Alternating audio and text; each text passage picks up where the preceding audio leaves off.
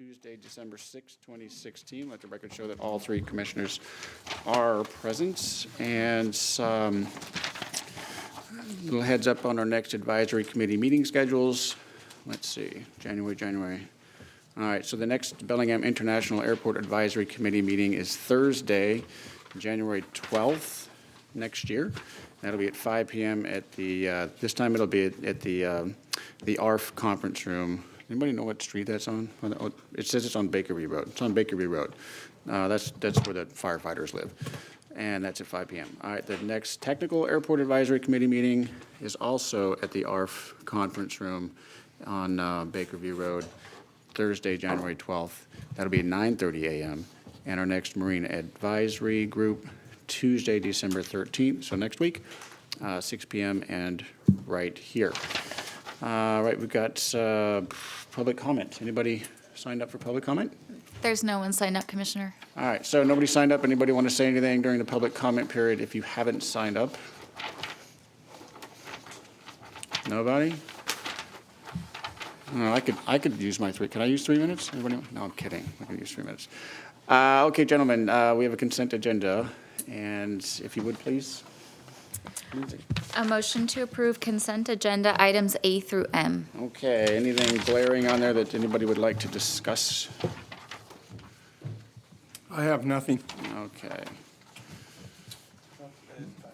Nothing there? All right, it's all good? Okay, hearing no discussion on any of these items, all in favor say aye. Aye. Aye. And we are going to move straight into our action item, and we're starting with Fairhaven, then Seaview, and then that one. Okay. Is this order, I think this is the order I talked with Diane about. Do you have guests here from, on the first item Yes, I do. and the second one? Okay, good. I just want to make sure they were up front. So if you would, please. Okay. A motion by the Port Commission to approve an option to lease real property to Fairhaven Work Studios LLC. Thank you, Lindsay. Good afternoon, Commissioner. Shirley McFerrin, Real Estate Director. Before I get started on my presentation, I want to introduce to you some folks in our front row here, and I'm going to start next to Paul Burrell. There is Debbie Turk, Ken Hertz, Kathy Hertz, and Dave Christensen. And they are all here representing the Fairhaven Works Studio project. And while we're not out of the gate on the project yet, this is an option to lease. It's a 1-year option to build and construct work studios on a 1.5-acre site just north of our Fairhaven Marine Industrial Park and just slightly, just next to the Reed Boiler Works property. So we're asking you to execute an option agreement today. We're not asking you to execute the lease agreement. The lease agreement will come back to you. This is a 1-year option agreement, and they have the right to renew for a 6-month period and then another 6-month period. There's a lot of due diligence to do on this project still. And should they exercise the option agreement, then the rent would be based on the appraised value, which is $1,750 at 9%. It would be a 30-year lease with one 30-year renewal option. The rents would be renegotiated every 5 years thereafter. And I'm going to come back up here in a few minutes and answer any questions, but our prospective option folks have a presentation for you. They have about 5 slides. They'd like to tell you about their project. It's very, very exciting. One of the things that they need to do to move the project along is engage all of the property owners within 500 feet of our site and get input from those residents and property owners in the surrounding area. So you'll hear from them, and I'll come back and answer any questions. Thank you.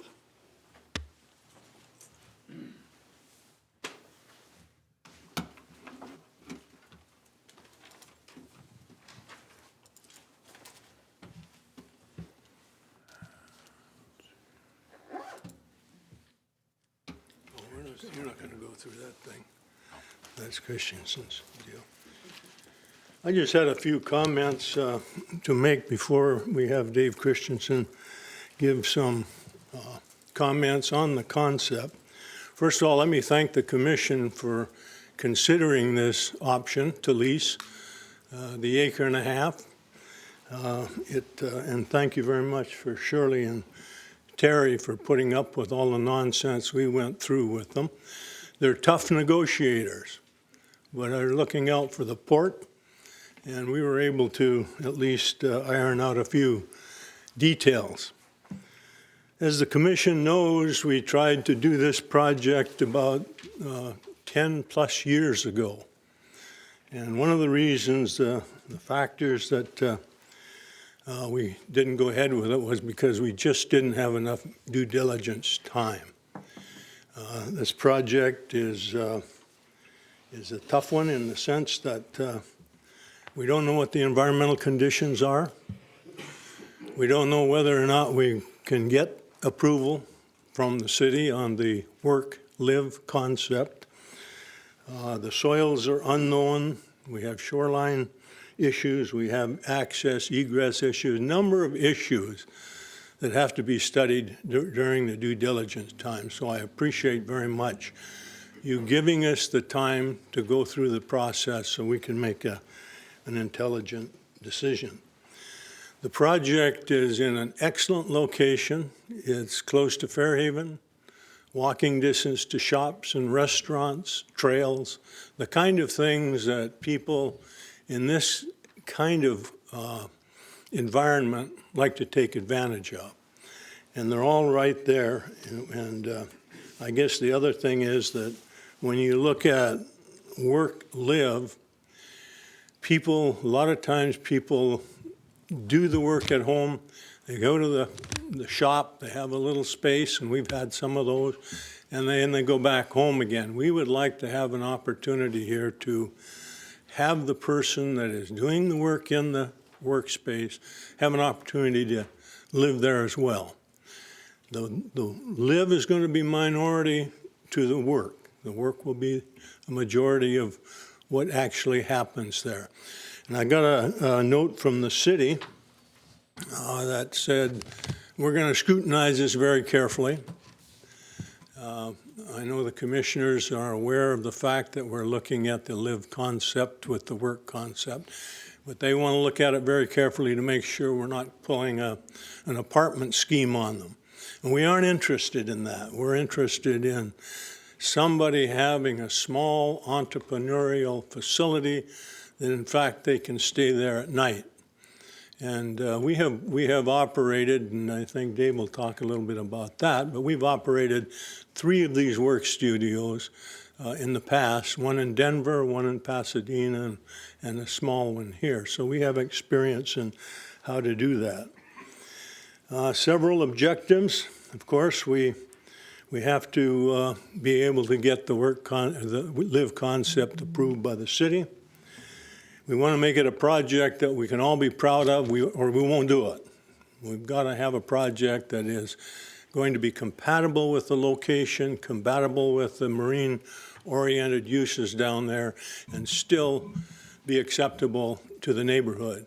It's an excellent transitional area from the heavier use to more of a residential use. So it's a good site for that. We want to create a sense of community.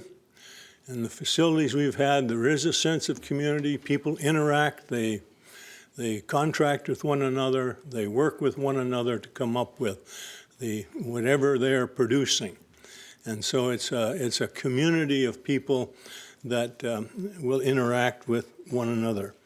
It's got to be affordable, but still maintain the quality and integrity of the property.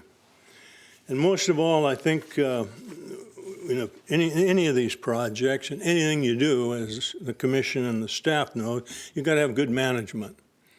And we think we've got the best with Debbie managing these facilities. She's managed many of our properties and has the experience to carry on with that.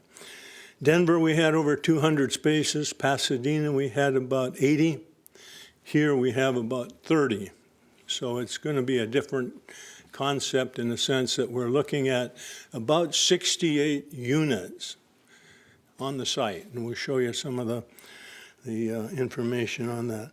So I'd like to introduce Dave Christensen, who's done a conceptual plan. We will be back to the commission, to the staff first. If the staff wants us to come to the commission, we'll come to the commission as we do our due diligence. So you understand the steps that we're taking, assuming you approve the option agreement. So thank you. All right. Thank you, Ken.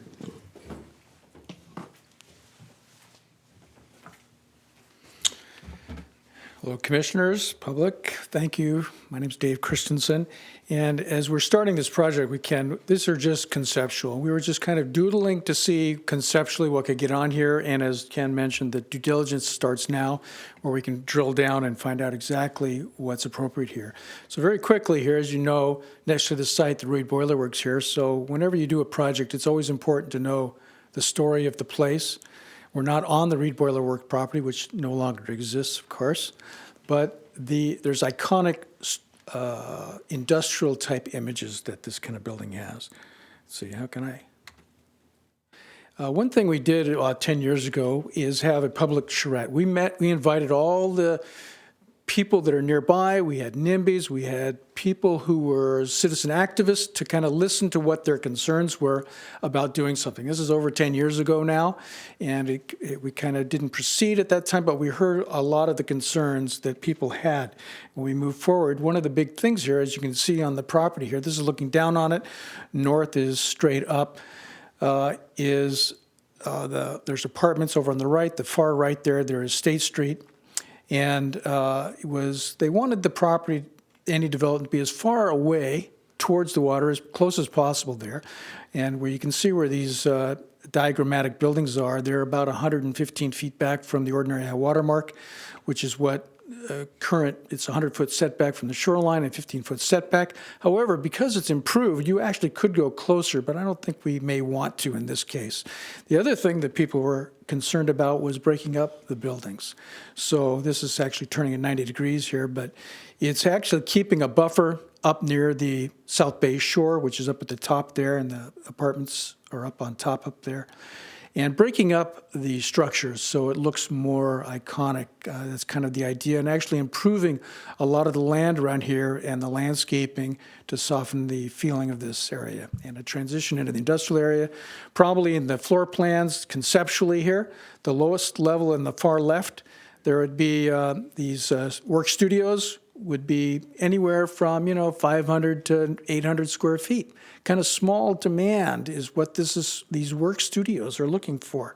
And there'll be a common area. And then as you move up, you could see as you go to the far right there, as the top level, the building starts breaking apart. So you can kind of see through and around the building. So conceptually, on an elevation, you can see at the very top here, this is kind of a slice of a cross-section looking northerly. At the very far right there are the 4 or 5-story apartment buildings and State Street off to the far right.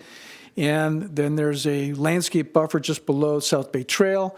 And the building is moved as far away from that as possible and down the hill. So as you're actually looking at the middle drawing there, which is east elevation, this is potentially what the building could look like from the uphill side. So it starts from about 1 2-story tall to go down to about 3 stories tall. And then at the very bottom, on the west elevation, on the water side, it'll look like 4 to 5 stories tall.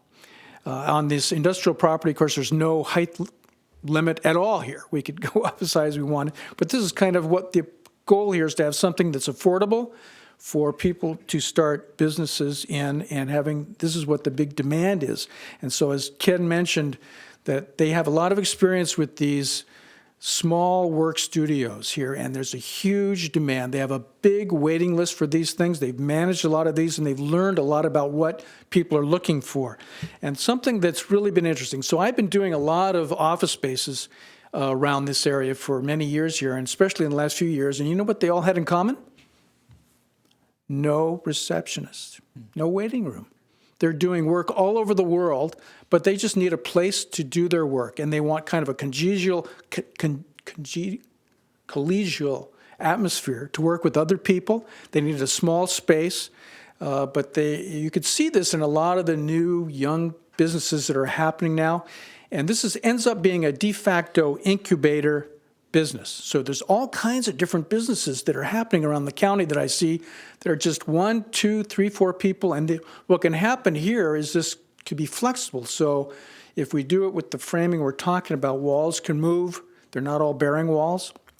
So there can be all kinds of different kinds of work businesses started here. And this is what the demand is. Every time commercial brokers come to me, the demand is small spaces, not big spaces. And there's a lot of them. And this could be a great opportunity here for the transition, as Ken talked about. And that's kind of the goal. As we're starting the due diligence, we'll start drilling down into what this could be. Thank you. All right, thanks, Dave. Okay, thank you very much, Dave. Do you have any questions for me, commissioners? Commissioner Roberts. I have a question for Ken Hertz. Your work studio here in town, is it pretty full, fully occupied? I'll let Debbie answer that. Yes, it is fully occupied, and we have waiting lists. That was my question. We have a waiting list anyway it's never been empty. Okay, It's and never I been a assume, vacancy that I know Debbie, of. you manage that now? Yes, I do. Good. Well, I think, I like the concept. I think the location's pretty cool too, and I think you'd be a great addition to the community and to Fairhaven, and I hope you can bring it to fruition. I'm glad to see this too. I echo what Dan had to say. I think it's a great new prospect for the Fairhaven district. So thank you for bringing it forward. You know I did try to sell this to you, right? Okay. I love the concept. I love the transitional land use concept. I think, Dave, the images you put together, very respectful of the site and what's happening upland, which is always good for the neighborhood. And by way of explanation a bit, I know your original concept used some of the flat land down in the industrial park area.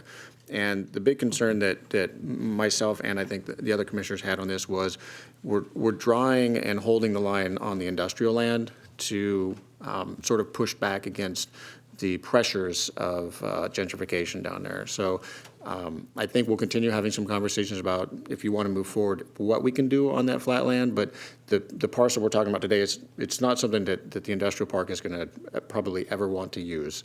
But the piece, so what you put together, I think is a fantastic use. Down lower, though, we're really drawing a hard line against some of the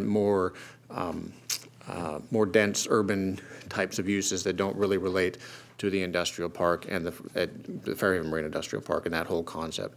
So not to criticize what you're proposing on that part of it, but I think we're going to want to talk a lot more about what we can do down there before we move forward on that part. But this upper part, I think it's 100% totally supportive of all that proposal. So looking forward to moving forward for sure. Great, well, thank you. Staff is recommending approval. Thank you very much. Any further discussion, gentlemen? No? All right, all in favor, say aye. Aye. All right. There we go. Thank you. And you don't have to stick around unless you want to, but.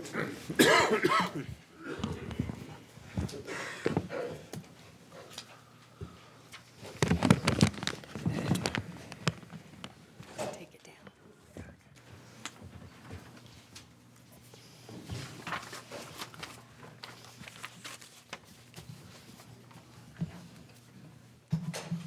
All right, Lindsay?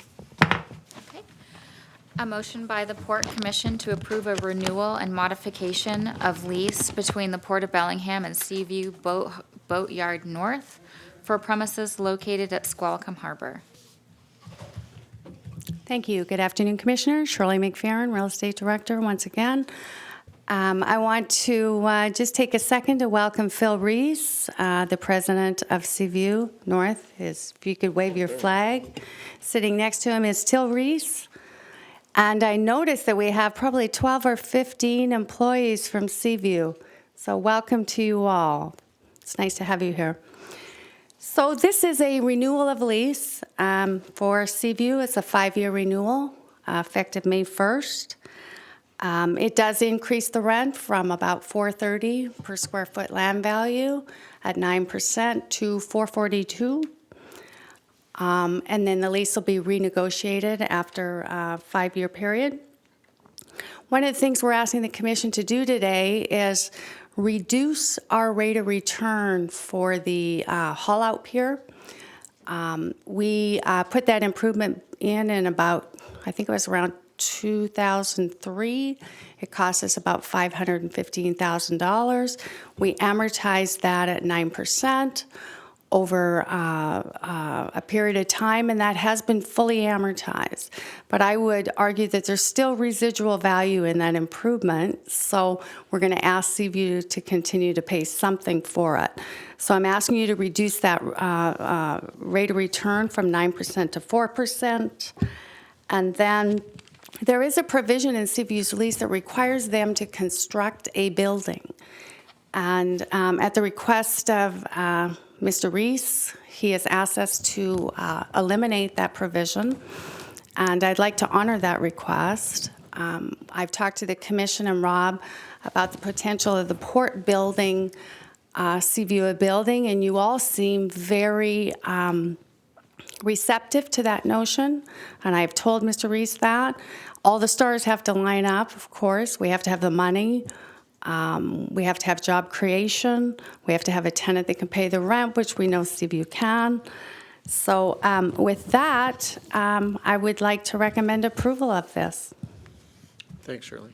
Commissioner Bristow? I have some questions for Mr. Reese. Can we get on the mic?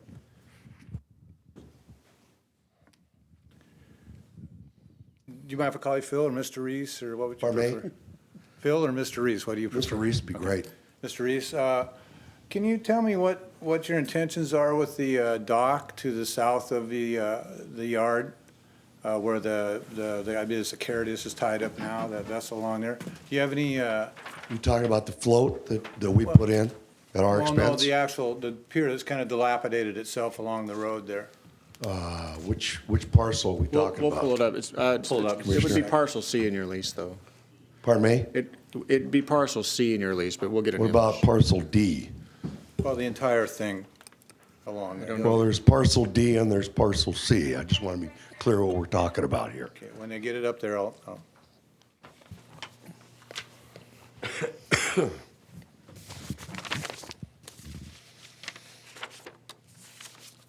No, I think it's D. D's just, G's just the tie line with the float. It's the west side of your property along the road there with the floats and the dock with the floats along it, where You're talking about along Squalicum Way? correct. Okay.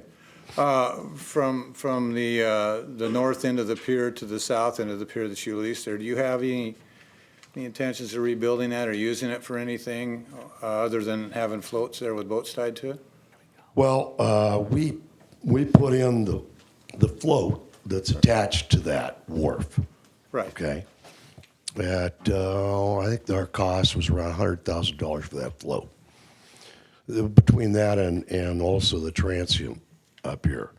At the time we signed this lease back in '02, there was discussion between myself and the port about that entire bulkhead needed to be rebuilt, which I believe the port is going to do.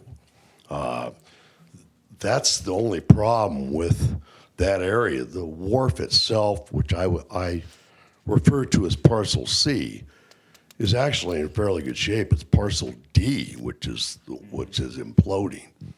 And to that point, John Hergesheimer, before he retired, I don't know if he's retired yet or not, but in any event, John and I had multiple discussions and staff that that entire seawall was going to be done at some point. Don't know when, and it's never been in the budget.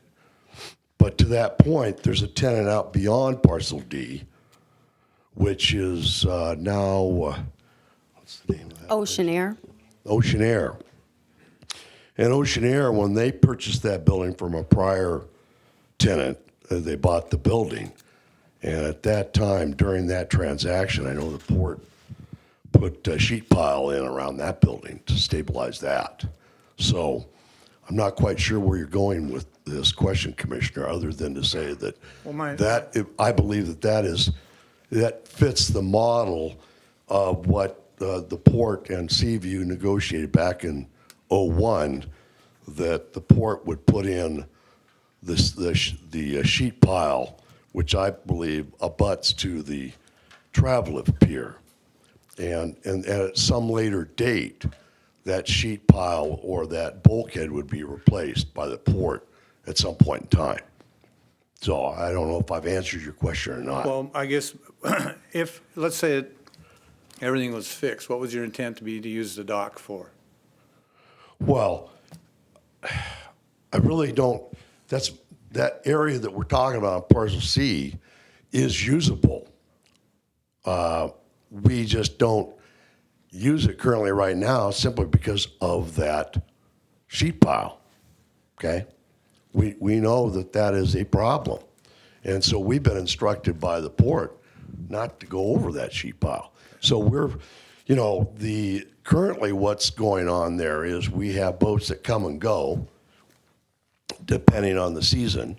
We've had packers down there. We've had various different fishing boats that we have staged and done repairs to at that float. And we just use it as a staging area in which to do that. And that intention is the way it's been happening and the way it will continue to happen. There's a nice little building out there. Well, I can't say it's nice. It's a building. But we actually use that to store machinery in to stage from. Let's say, for example, we have a wood project. We've done some welding projects down there. So that area right there is for that purpose. And other than that, there's dunnage out there that we just have stored to just keep it off of our usable space. Would you be interested in removing that parcel from your lease? No, because it's connected to a float that I spent $100,000 at. I was just asking. If you Well, would no, be- there's a leading question here, sir. So why don't you cut to it? It's not a leading question. I asked you if you would be. No, I'm not interested in Okay, removing very good. that. Thank It's you. part of what I pay. Thank you. That's part of the leased area and fenced-off area, sir. There was no leading question, Phil. I simply asked you if you would like to No, remove I that would from your not, lease. because it's part of the area that I use Thank you. to work on vessels. Thank you. You're welcome. No.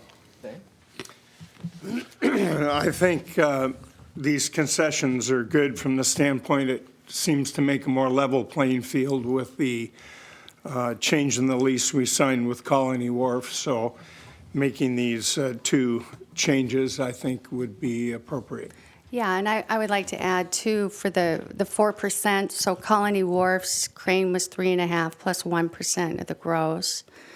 And Seaview's now, with your approval today, would be at 4%, and you just approved Walsh's improvements at 4%. So I think that puts all of our boatyards now on a level playing field. Adam Fulton, if you grab the mic.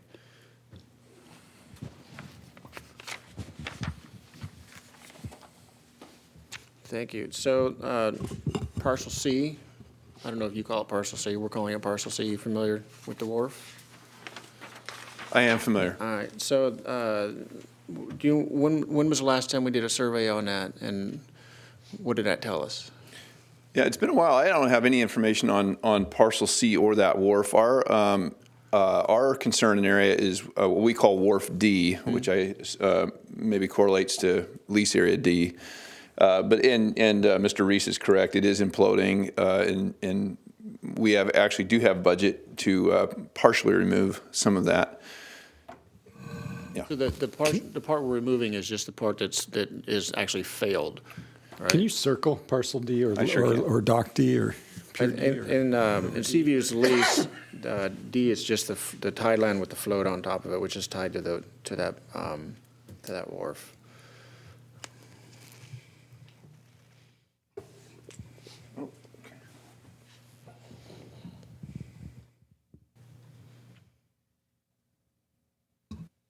Yeah, let me zoom this in here a bit. That's not going to work. Hold on a second. Okay. And how much of that are we removing everything? Well, actually, there's a funny situation surrounding that. With the agencies, with fisheries and the Corps, we've been trying to work on what we're calling overwater banking, and or in mitigation that would occur prior to. In other words, what we're trying to do is just to cut to the quick, is we're saving that because right now we don't have a comfort level with the agencies that if we remove it, that we will receive that overwater coverage credit. So that's sort of like mitigation coverage in the bank, so to speak. So our immediate use of that is to offset the float for over in the I&J Street waterway, which would be the I&J Street fit-up float, to mostly to do with the All-American Marine facility. So what we plan to do with the agencies is go through and remove as much as is needed for the mitigation of that new coverage. Does that make sense to the Totally, Commissioner? because I know we've talked about, it would be nice if there was a bank account that we could draw against, so we don't have to leave things like this in the harbor failing. And you never want to take them out because they're difficult to get that coverage back. So yeah, totally get that. So we're just going to be removing in the near future anything that would be offset by the new float over the I&J? The Commissioner is correct. Okay. Is there any part of that is usable space? That's a good question. I don't know without looking at the survey, but just I don't know where the bad starts, if you will, but there are portions of it that have literally fallen into the bay, and I think our first action is to simply retrieve dock that has collapsed from the structure and rests on the sea bottom today. And the bulkhead that Mr. Reese was talking about, where would that be underneath parcel C? Yeah. Oh, underneath parcel C? Yes. May not have. It's right along that roadside where you see the row of cars. It's all the way back there? Just toward the water, beyond those cars, that row of cars is where that entire bulkhead.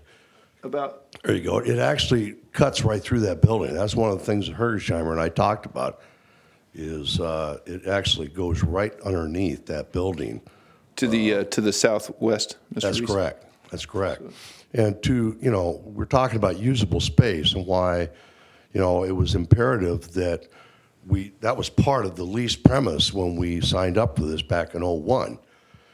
In addition to parcel C, parcel D was important also because it's access for us. And when we bring in large vessels into this area, it's critical that we have that basin to maneuver and navigate vessels that reach up to 100 feet long. And if we lose any access to that area, as Commissioner Briscoe alludes to, it's going to impact our ability to haul and launch vessels. It's a huge deal.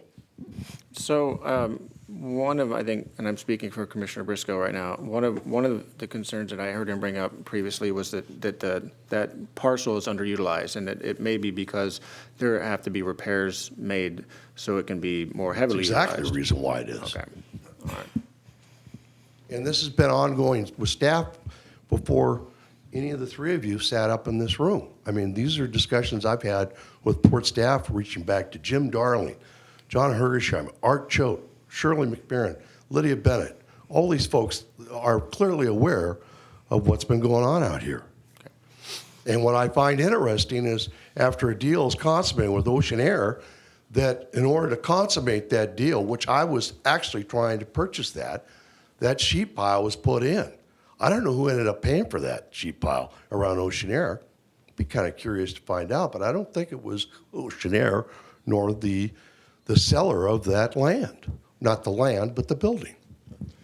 It was, I believe it was a processing plant. You probably like that spot. Thanks, Phil. I've got one other question. I'm going to pass it to Commissioner Briscoe.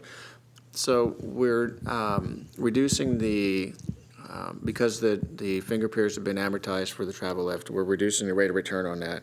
Are we, the port owns the pier, correct? That's correct. All right, are we charging enough to get maintenance and possible replacements back in the future from the lease? The tenant is responsible for the maintenance in this Okay. case. Okay, that's it. Mr. Briscoe? Clarification, Mr. Reese, for you, I was not alluding to you losing any access to your haul out. That was not where I was going. I was wondering what you were going to do with that ground. The second thing that I would like to ask is, do you have a Can you time? speak up? I can barely hear you. The second thing I would like to ask is, do you have a time frame for removing these buildings or in the near future, distant future that are on the property there, or? Yeah, we are using, the steel structure is going to be coming down within the year, in this coming year, for sure. I mean, we did attempt to round out the top. We had used it for a structure. We tried to put a really nice fabric on it, didn't hold up, so it's coming down. The other two buildings, until further notice, we're actually using to a certain extent. Are they great? No. Can we get a building? Can we get a machine in there? No. But we've actually brought in, and just as a matter of course, that Caritas has been sitting there for a long time. Unfortunately, the owner passed away, and we're now working with his widow to help her sell the vessel. But that boat right there was the first boat we hauled out when we got the 150 in.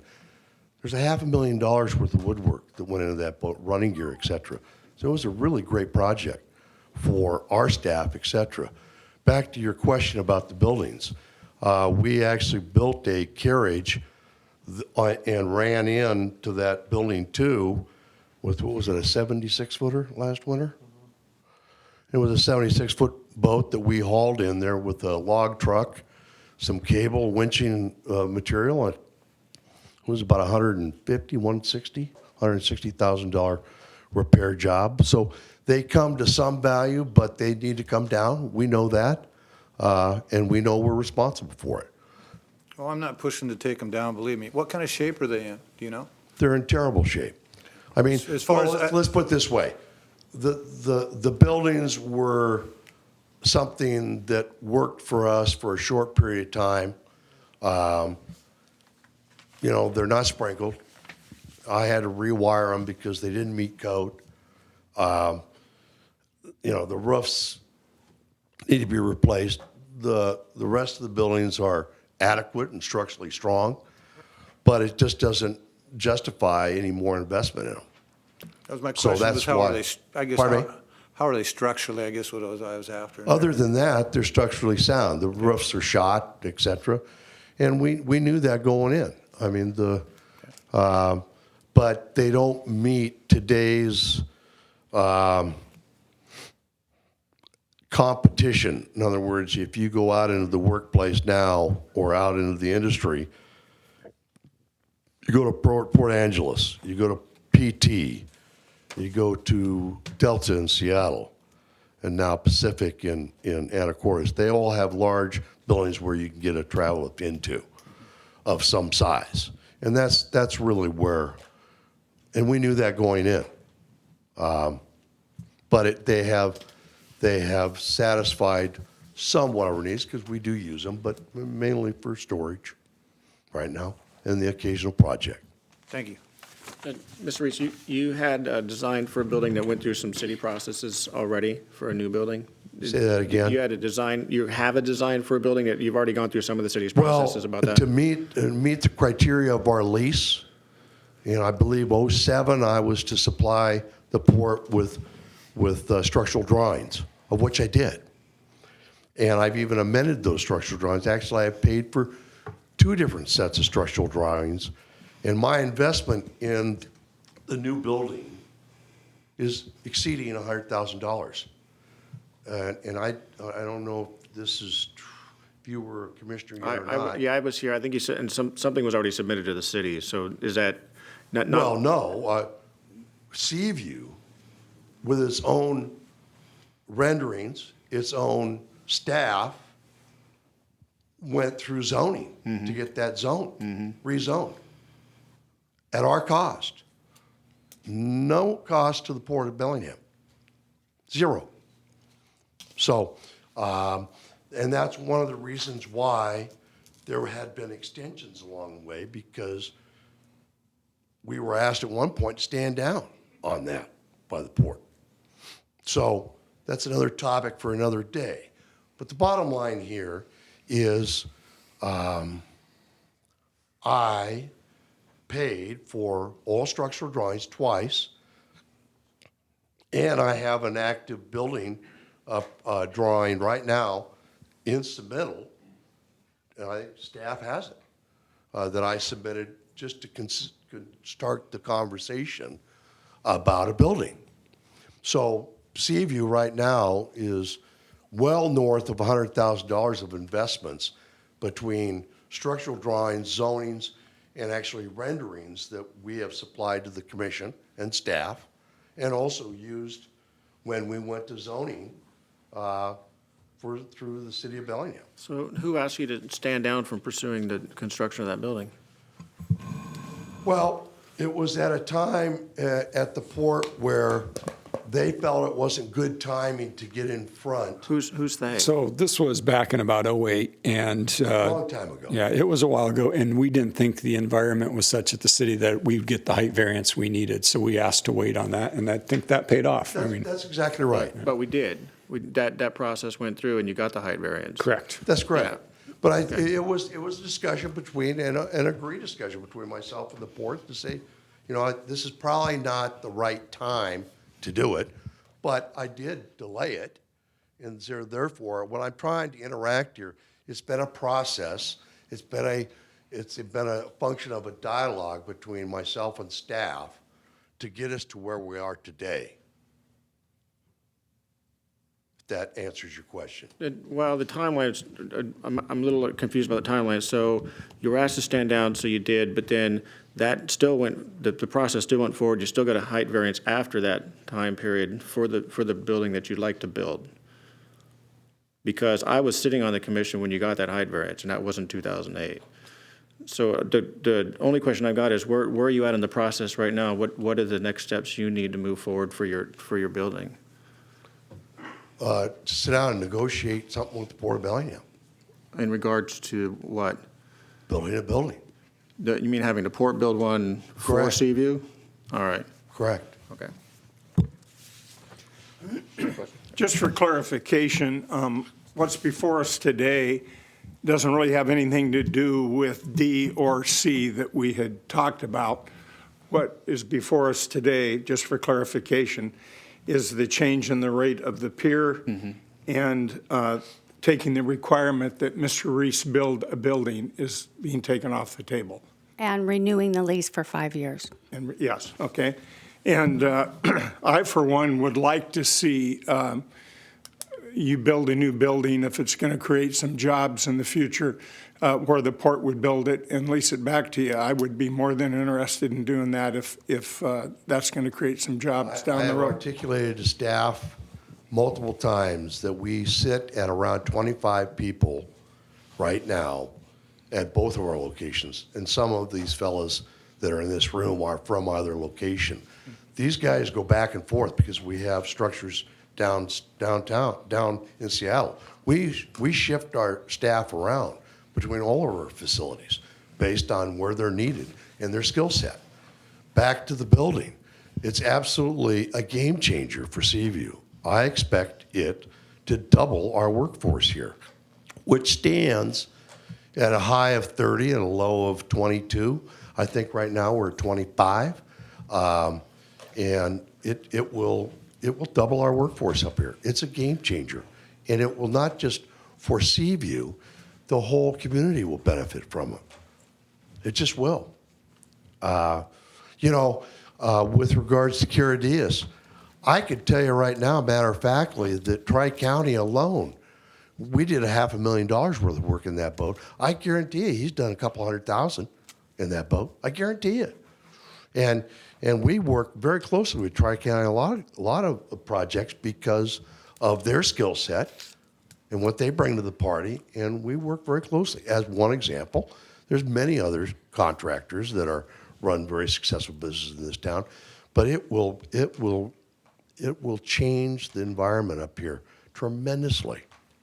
So, Phil, I tend to play devil's advocate, so please don't take any of what I've said wrong. I hope you won't. But, so I'm going to continue on that vein. When you originally signed your lease, you intended to tear these buildings down and put a new building up. That's correct. Okay. In the time since then, you've taken that off the table, and now you would like to talk with the port about the port building you a building and then leasing that building back from the port. That is correct. Okay. What happened that you took your A huge investment? recession happened Okay. between then and now. Okay. It's a whole different program out there. And what we've gone through to survive, along with many other businesses, I used to have a crew of over 100 people. I had to shut a yard down in Seattle because it was not tenable. The lease was not tenable. This is not what I want to do. I built that thing from scratch. Every one of these yards we've built from scratch. From scratch, including Patton Creek.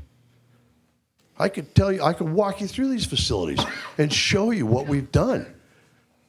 I don't know how they operated. I don't know how Wellcraft operated here. I don't know how Patton Creek operated. Their spider boxes were sitting out in the middle of the yard that floods.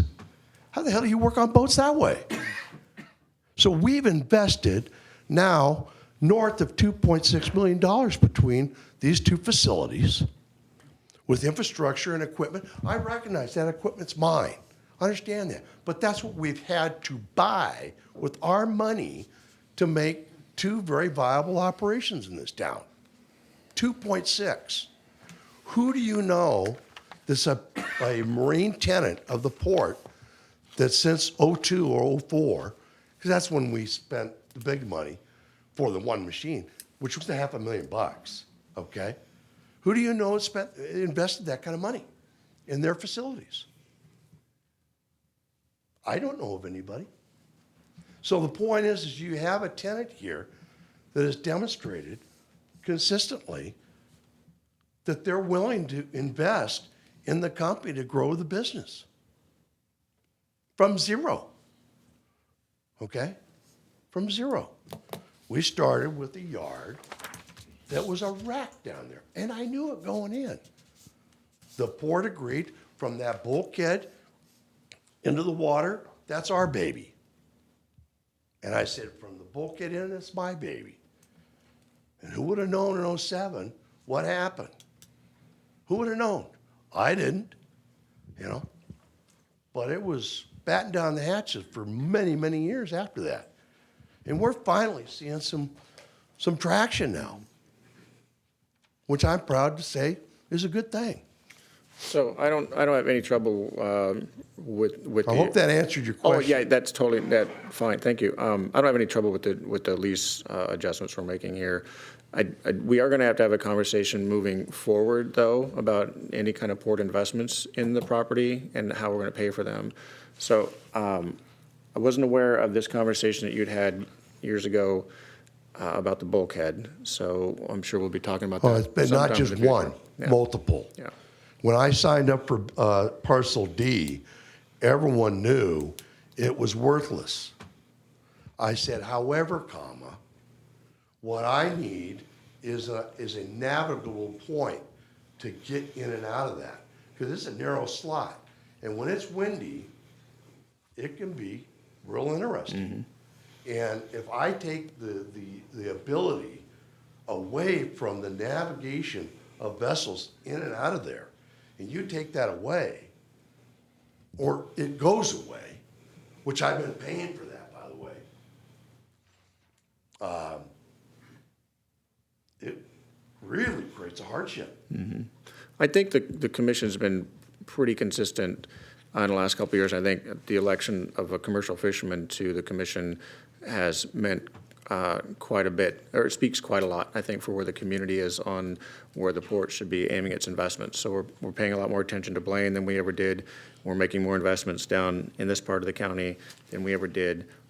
So I think, and I'm speaking for the commission, that we definitely want to see more boats in the harbor, more commercial boats, more commercial boat activity, more repairs, more of everything around Well, that. there's guys that come, and I'm not saying I'm the only game in the North region, or as my business manager would say, Salish Sea. I always get corrected. It's not North Puget Sound, it's Salish Sea, for Christ's sake. So John's here and he heard me. So in any event, but we've had one guy, Tony Moran with Tacoma, comes down from Petersburg for the last 3 winters in a row.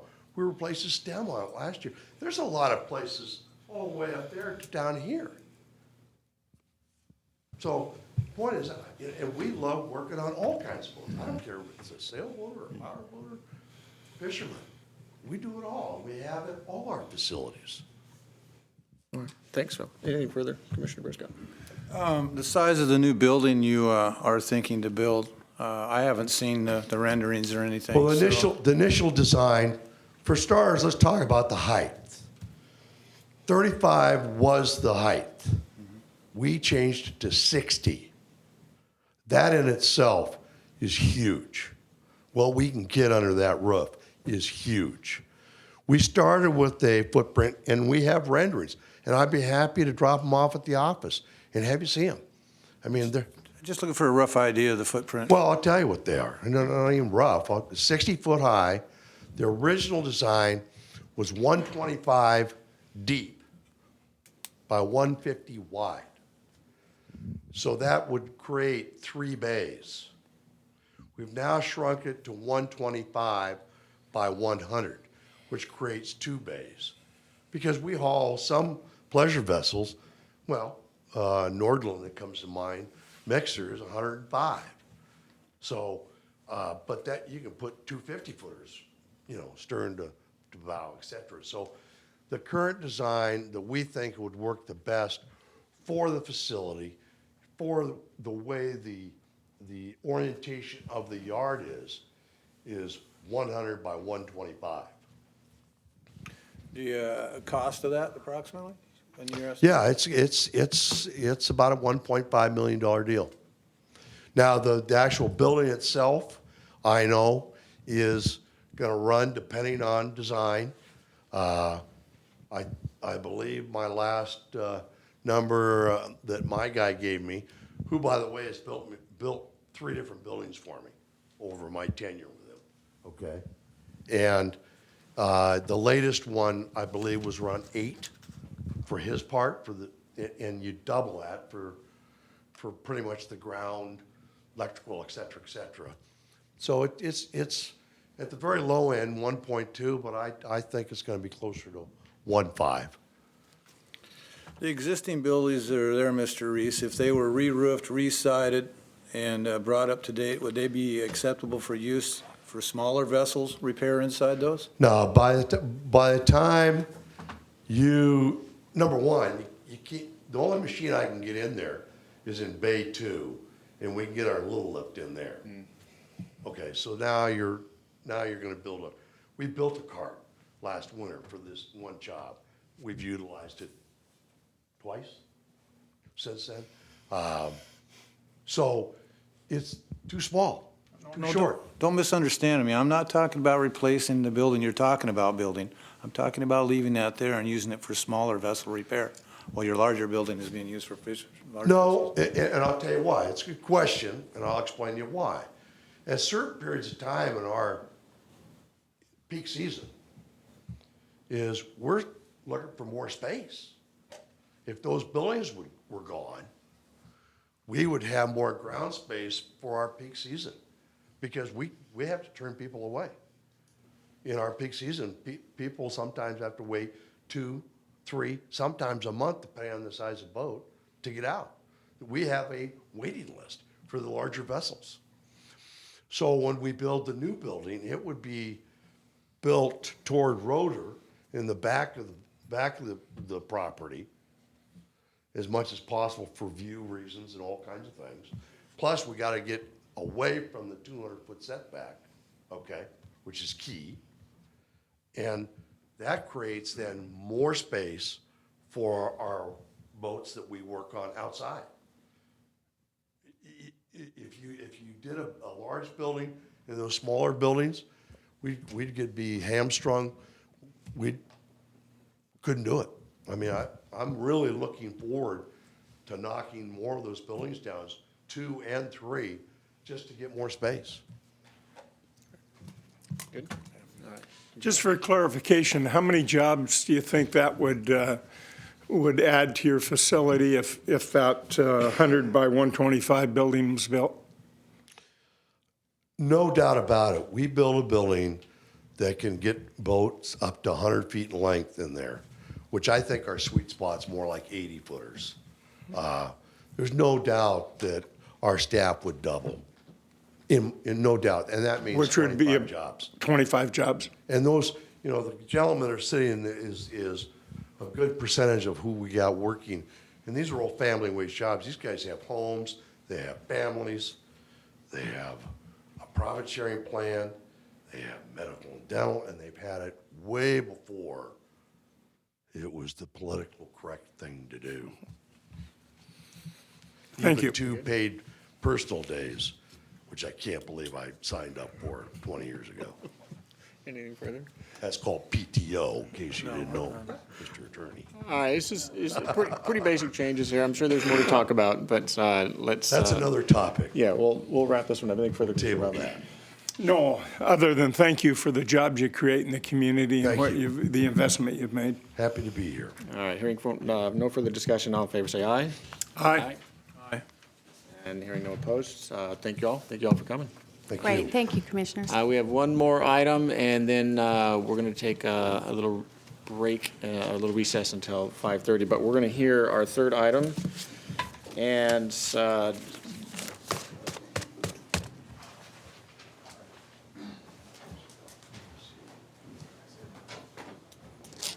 about ready to go.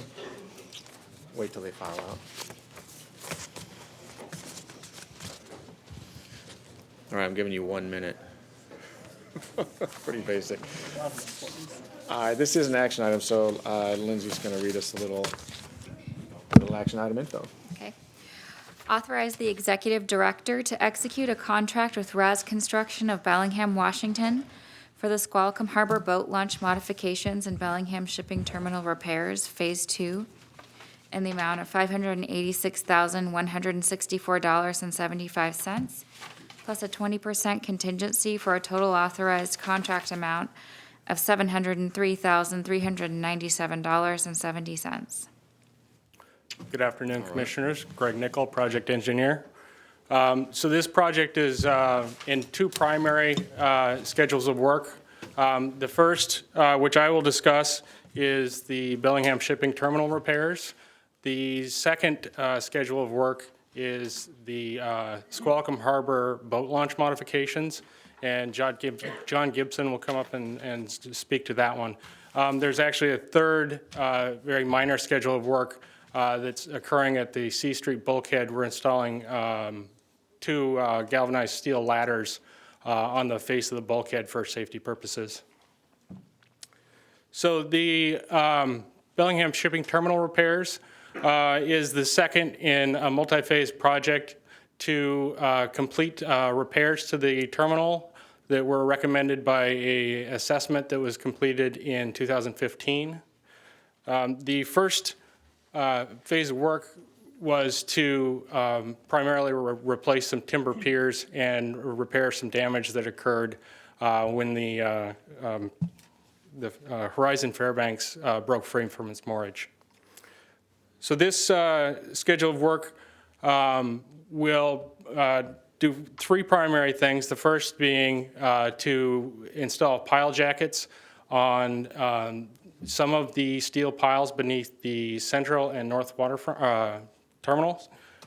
As you can see from this photo, the terminals piles have deteriorated fairly extensively, and what's been recommended is that all 240 piles be encased in fiberglass pile jackets. And what these pile jackets are, it's actually fairly self-explanatory, is that they're a fiberglass shell that is installed around the pile. This particular photo isn't exactly correct because this is technically a timber pile that's being jacketed here, but it's the same concept. And then once that jacket is installed, grout is injected between the pile and the jacket itself, and that fully encases those piles. These jackets have an anticipated lifetime of about 50 years. So once we complete all this work, none of us will have to think about piles for basically the rest of our lives at the Bellingham Shipping Terminal. For this particular project, we have only awarded 36 piles, and that's due to funding limitations. However, we did get very good bids, and that's why we are asking for a 20% contingency rather than the typical 10% contingency. That's so that we can increase the number of piles, and by using that additional 10% contingency, we estimate that we can add an additional 11 piles to that scope of work, so we'd get 47 piles replaced at a very good price. The second item of work is to reinforce some of the mooring hardware that's on the south terminal. These cleats and double bits are limited by the capacity of the attachment between the deck and the mooring hardware itself. Their current capacity is somewhere in the neighborhood of 8,000 pounds, and we're intending to do improvements that would increase that capacity to about 17,000 pounds. We've worked with Maritime to identify 6 particular cleats and double bits that are of particular use, and we've selected those for improvement. And then finally, for this schedule of work, the concrete bulkhead beneath the central terminal has experienced some spalling along the top of the bulkhead wall, and it's resulted in the reinforcement being exposed to the environment and accelerating the corrosion. And so we're going to be patching that back to prevent any further corrosion. And that's ultimately the long and short of the BST repairs. And if you guys have any questions, then I can answer those now. Commissioner Briscoe.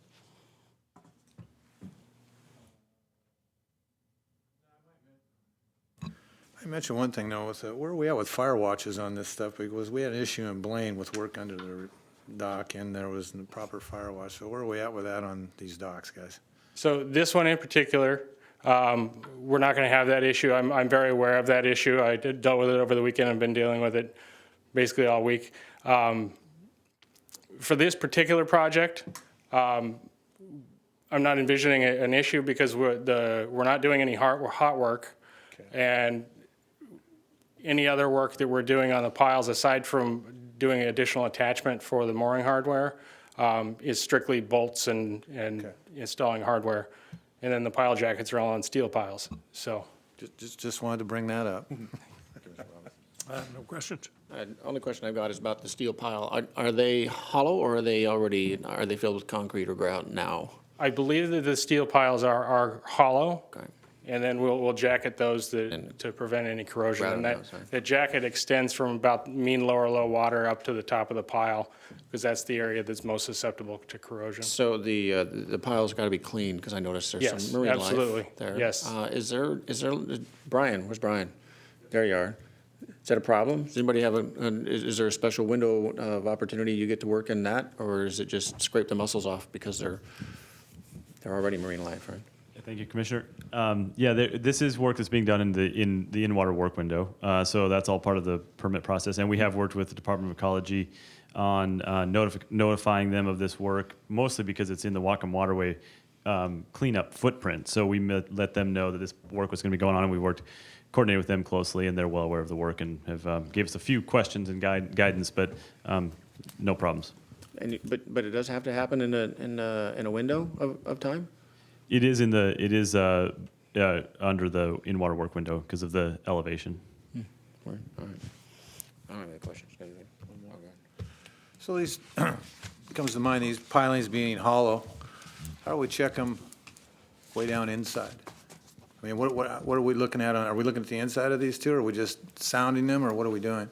You know, I'd have to look back at the assessment to tell you exactly how that assessment was done. I believe that the assessment is primarily with regard to the remaining wall thickness. And what I understand is that they've determined that there is remaining wall thickness sufficient that if we install these pile jackets, that we can keep them in service for the 50-year period. And the other thing is that the corrosion would typically be more severe on the exterior because that's what's primarily exposed to salt water because the interior is fully sealed top and bottom. Yeah, Commissioners, Adam Fulton, Director of Facilities. Mr. Nickel is exactly correct. We do a radiographic testing on those, so we do know the wall thickness, and there is sufficient steel to preserve the pile via this jacket method. And so they're impermeable to water. Water's not getting anywhere inside of these things anyway? It may be, but it's pretty cut off of oxygen inside of there. But in any event, whether there's water inside or not, the steel is sufficient, and then it's going to be enclosed off from oxygen, so any oxidization will cease. So are both ends capped on these pilings, bottom and top? I think they're open can on the bottom typically, but then they sort of seal themselves by going into the mud. It's easier to drive them if they're open. Correct. So is there any advantage to filling these with concrete? So that what we do to the outside, we don't lose from the inside? Yeah, we won't lose anything from the inside because again, it'll be sealed off, and there won't be a pathway for either water or air to get inside. It'll be 110 when they decide.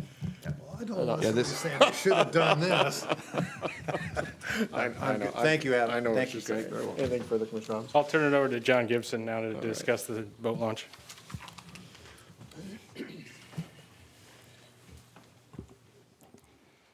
Good afternoon, Commissioners. John Gibson, Project Engineer. As Greg mentioned, I'm going to speak to you about Schedule B of this contract, which is for the Squalicum boat launch reconfiguration. This is actually taking work just outside the door here at our boat launch. I just want to give a little bit of background on this project. Before I got hired at the port, the design team and the port staff assigned to the project had a brainstorming session to look at ways to get All-American Marine's new boats from their facility on Hilton Avenue into the water.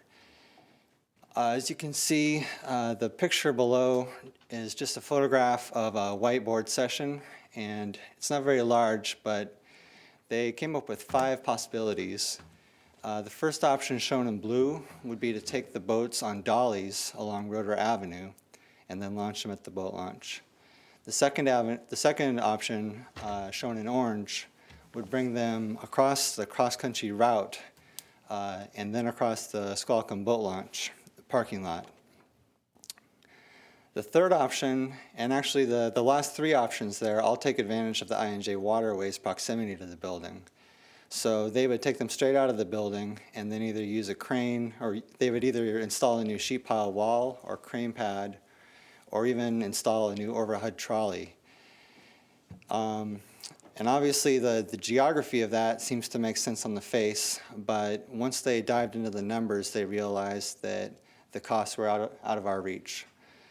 So I think at that point they decided that option 2 was the most expedient, and since we need to be able to provide a way for All-American Marine to launch their boats this spring, that was very favorable. It was also the most affordable, so we felt like it provided the best value for the port. This shot just shows the current design for the launch route. The boats would come across Hilton Avenue and then be turned around in that gravel area across the street on the north. Then it would go up to the side of the I&J Waterway and across the gravel lot between Redden Marine and the Coast Guard. Finally, we would cross Bellwether Way and the Squalicum Boat Launch parking lot before getting to the ramp.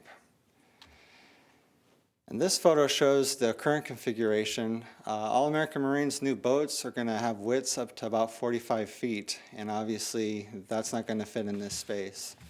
So the proposal is to shift the north float about 20 feet to the north. This is a plan view showing the plan of the work. As you can see, the existing float on the north side is shown in red, and then the abutment is in red hatching.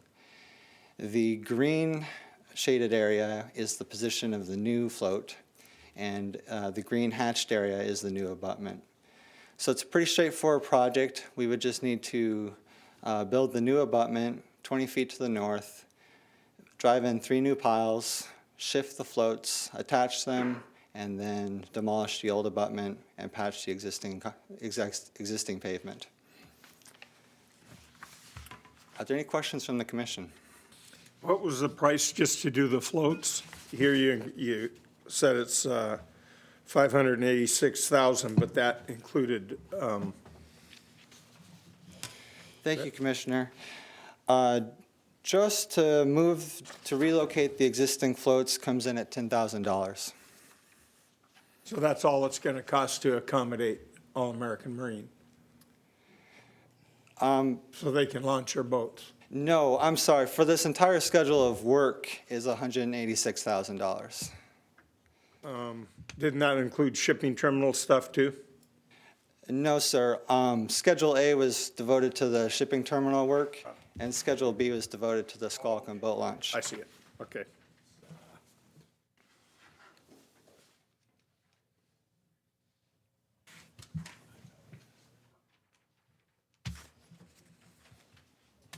Could you skip back a couple of slides and show us one more?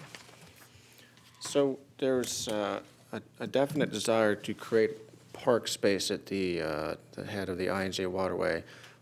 Curious about sort of that hump. Why is that just for turning radius? I mean, why wouldn't you just shorten it up a little bit and just turn earlier? So just to make sure I understand you correctly, are you talking about the area right across the street from the building? Mm-hmm. Okay. Well, not just directly across the street, right at the top of that I&J waterway. I believe it's because it's park. There is park, but I don't think we've ever settled on the actual size or shape of the park, have we? Yeah, I can jump in here. Commissioner, that is, there's actually an odd shape. It's a sort of trapezoidal shape of the DNR property holding. So they own the waterway, the IG Street waterway, and then it kind of goes up toward the right there at that angle up to that right tip. So Gotcha. until we get agreement and understanding with DNR on what we could do across that property, we're having to show it going around their Okay. property. Okay, great. Not that I want the park to be smaller, but we've got two competing issues there. One, a parcel of land that could be developed for more intensive use, and it was a park, and then obviously you need to drive across there at some point too, but. Yeah, I think there's actually a creative solution available to us that also mixes in the third use of that property, and I think that would be that there may be a building on the street side of that pathway. So I think between the parking for that building and the park that you're alluding to and this pathway, I think there's probably a nice combination that'll sort of make it a fun but cooperative agreement, Super cool, thank you. All right. Commissioner Briscoe, you had some. Remind me again, they plan to launch 3 boats a year? I believe it's in the neighborhood of 6 to 8 boats per year. Okay, thank you. Those going to cost us to move these floats? So the dollies, they'll use them over and over, the same dollies, store them, and The commissioner's correct. Can you go back to the float configuration picture of them in the water there? Is that the one? No, the actual picture. I'm better with picture than. So we're going to take the center float we're showing there, and we're just going to move it to the west, to the right, correct? Yes, we'd be moving it to the north or to the right. Okay, in north. So the abutment pretty much ends up where that light pole is? So basically, all we're doing is pulling the pilings, moving the floats over, redriving the pilings, correct? Correct. We'll lose a lane on the boat launch, right? You'll lose the very right-hand lane. You'll be down to 3 lanes. So these are catamarans, right? Some are. There's the new. Why didn't we get really creative and just launch it right over the top of the float? And Take high the tide. pilings out. They do draw. They have a little water. hydrofoil. I like that idea, but they do have monohulls. Yeah, nice try. All right. That was a thought. No, anything further on this one? All right, great. So hearing nothing further, all in favor, say aye. Aye. Aye. Aye. Thank you for that. So typically, we would recess, and we do have a 5:30 public comment period. We have nothing further on our agenda, so I'm going to ask the commission, do you have any new business for later? I do not. All right, do you have any new business for later? Just, yeses, all right. I do have one thing. All right, great. So, just so folks who don't need to be here for public comment, I would say, senior staff, feel free to go home unless Commissioner Briscoe needs you here for his new business conversation. Oh, it's about Walsh Marine building. No, I don't believe I need, I had, Sylvia, my question was answered in our executive session, so. Do you want to do it now, the new business? The new business? All everyone's here? If you want It's to. just, yeah, it's fine with me. It's just, All right, it's so no- really simple. It's all right. nothing, and, we're considering building a new building for, Mr. Reese. That's No, been brought no, forward. No, we're not. Well, Okay. okay, it's been talked It's about. been mentioned, But, okay. Two things, Walsh Marine, Norm has asked that we take down that tent building that's up there. It's become quite costly to keep intact. Every time the wind blows, it's canvas covered. It's got canvas pieces on the front, it's all attached by rope. So when the wind blows, the rope breaks, he's gotta send two people up in the man lift to repair it all the time. It's really of no use. It doesn't keep the water off anything in there. If you wanna work on something under that thing, it has to be covered because everything blows in both ends. So he has asked, and I spoke with Shirley about this, he has asked that we take it down as soon as possible. The other thing is when we kind of went through the same thing with having the tenant take buildings down, and the prior people, Westman, I believe it was Westman, correct me if I'm wrong, were given an option to take the office and shop buildings down or pay us X amount of dollars. It was cheaper to take the buildings down. So there was visions of doing other things up there at that time. So in retrospect, the office and the shop should have been left there because there was nothing wrong with it, and it served the purpose for the shipyard. There was a time when there was a vision that the yard was gonna go away and things were gonna be different. Is this the building that we just took down you're talking about? No. This was before Walsh Marine took over the lease, back when things were negotiated with the Westmans. So they chose the cheaper route to take the building down, so they demolished the building. So we have no, and then they brought in I think you've probably seen it, Dan, that small trailer they use for an office and a bathroom. So they have no shop to put the tools that are stored in the warehouse, in the web house in, which, by the way, would probably free up a web house for us. But anyways, they have no shop to work out of that's covered, no place to weld that's covered. So I would like my fellow commissioners to entertain the thought of talking about some kind of building on that property to be an asset to the yard to help get business back in there. It's pretty hard to go to a shipyard when you know that they have no place to build anything undercover or machinery to work on things, even small things. He's got a large amount of machinery, mill machinery, lathes, everything sitting in the web lockers, jammed in there, because he has no place to put it to use that's undercover. And he has a limited amount of space, of yard space there. So I would, just bringing that forward, that I would like you guys to think about that, and at the next meeting, maybe discuss it. Cool, that's it? Yeah. All right. Then we'll go back to our recess. So we do have 5:30 public comment. I would like Rob, Lindsay, I think the three of us should stay, and if we can keep John for that. And otherwise, we'll. Do have one other thing, sorry, I forgot. Okay. It has to do with our schedule in January. Yes? We're scheduled for, get my calendar out here. We're scheduled, our first meeting is on the 3rd of January. So the current schedule would be the first, third Tuesday would be the 3rd and the 17th. Commissioner Briscoe is asking, and there are 5 Tuesdays in January, so it could work well to do the 1st and the 4th Tuesday of January, which would be the 3rd and the 24th, I believe. And then you would have a Tuesday off before the first Tuesday in February. From a staff's perspective, this is fine. Martin Luther King Day is actually the 16th, so the 17th is coming back the day after a holiday, which is always a little tricky for us.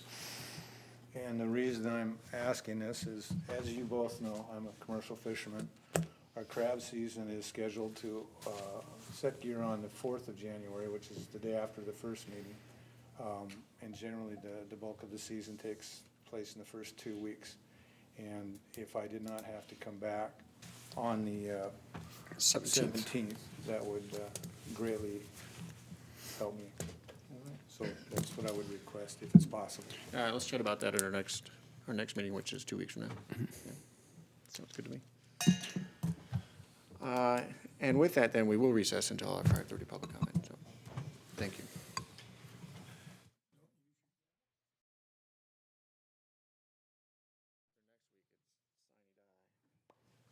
And then I'll gavel.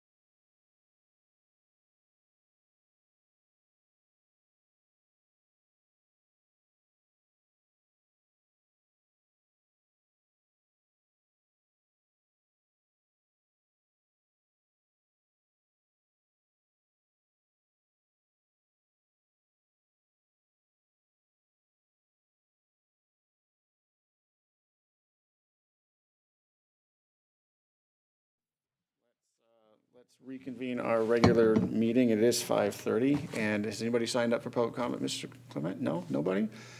Jim, did you want to say something while you're here? Right up to the mic, thanks. Mr. Kyle. And then I think Bobby's got more. Just One quick thing. Thank you, Commissioners. This is quite informal feeling. Cozy. I would like to thank you for all the attention paid to all the shipyards and the boat yards, excuse me. That's the right terminology. As we know now, about 6,000 jobs in this county are either directly in the marine sector or supported by it. And that all starts with boats in our harbors. Boats have to be fixed, and shipyards become conduits for all the money that goes, as well, if you've owned a boat, you know that a boat is a hole in the water into which you pour money. And that money goes through the shipyards. Shipyards employ other contractors. So I would really just like to express the appreciation of the Working Waterfront Coalition and the maritime sector of the county for your attention to all of our shipyards. Thank you. All right, thank you, Jim. Bobby. One more thing I'd like to, and I'm glad Shirley's still here because this will probably fall under some of hers. The Blaine Sawtooth, we need to get the talks started about the reconfiguration of what we're going to do to that dock with folks that need to be involved. That needs to get underway. It's going to be a lot of discussion on that, and I don't want to wait until the last minute. I'd like to know where we're going with that. That will help for what we know the cost is going to be, so I'd really like to get that off the ground as soon as possible. All right, that's it. Any further? All right, with that, thank you all. We are adjourned. See you in 2 weeks.